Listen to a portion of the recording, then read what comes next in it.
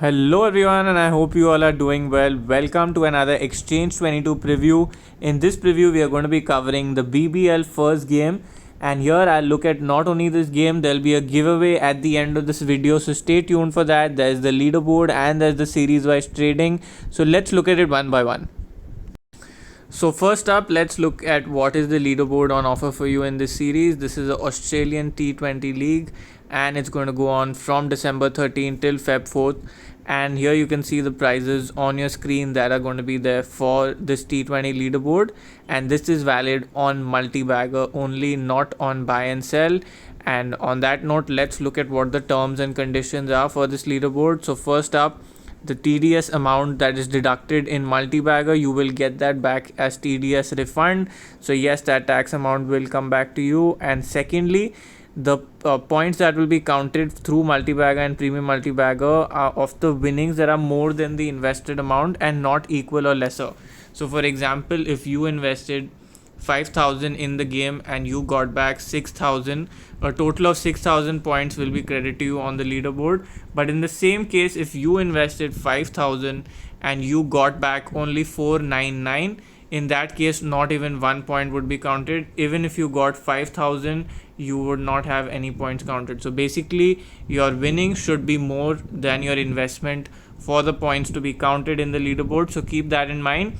And yes, you can see the prizes are amazing here. There's a car, there's a bike, and there are a lot of other prizes for you to win, a lot of mobile phones and gadgets. So keep that in mind, and you can play this leaderboard exclusively on the Exchange22 app. Link is in the description. Now let's look at what we have on offer. So first up, the Sydney Thunder and the Melbourne Stars game. Here we look at what are our potential buys and sells. In terms of sells, I think Alex Hales can be a decent sell candidate, especially because he's not been in great form of late, and Trent Bolt can trouble him with the new ball up front. Riley Russo, on the other hand, especially if he bats in the middle order, can be a good buy, especially if he's batting first. Daniel Sams, while bowling first, will be a good buy. And then when you go down further in this section, I think Fazal Farooqi at 26, in either scenario, whether bowling first or bowling second, Tanveer Sangha, if bowling second, is a good buy candidate. Then when we look at the Melbourne Stars, here you have a few options. Now most of their batting is underrated in terms of pricing, so if they bat first, you can try a few of their batters, and Adam Zampa, if he's bowling second, is worth the attempt. Luke Wood, no surety on whether he'll play or not, but at 27, if he does play, a good buy. Browdy Couch, if he's bowling first at 25, is a great buy. Nathan Coulter-Nine, if he's batting first, bowling second, because then he stands the chance to get an opportunity in both departments. So that is our buy and sells wrapped up. Then when we look at the multi-baggers here, obviously you want to try and look at players higher in terms of estimate return. Now keep in mind that Warner's estimate return is high as he's not available for the game. But yes, who are the players that you can target here? Chris Green, if he bowls second, has very good estimated return. Daniel Sams, if he bowls first, and any of the pacers if you feel like they can create an impact, or Sangha if he bowls second. And from the Stars, when you look up top here, Stoinis will be a very tempting choice for many people to take, but keep in mind that he's not necessarily going to bowl his full quota every game, so that will be something for you to think about. Joe Clark, if he's batting first, is a totally valuable option for you to try. And apart from that, we've already discussed our other buy options, so if you want to try them in the multi-bagger, you can do so. And then when we look at the series wise trading for this game, first up from the Sydney Thunder, I mentioned Alex Hales. While his form is poor in a 16 match league, so here 16 matches will be counted. If a player plays lesser than that, the amount will be proportionally refunded for the specific games that are not played.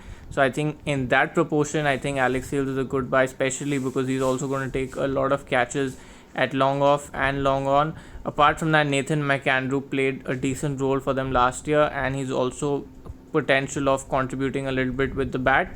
So I think these are two good buys for you to try. And when you look at the Melbourne Stars, Glenn Maxwell will not be available for most of this tournament, if not all of it. And Trent Bolt, I think, is a good buy at 525, and same for Marcus Stoinis, because he's expected to contribute in both departments. Adam Zampa is going to lead the team this year, and he will be a very, very interesting buy for you to try. And apart from that, Joe Burns, the average that he needs is only about 25 points per game, which I think he will be able to deliver across games, a good average.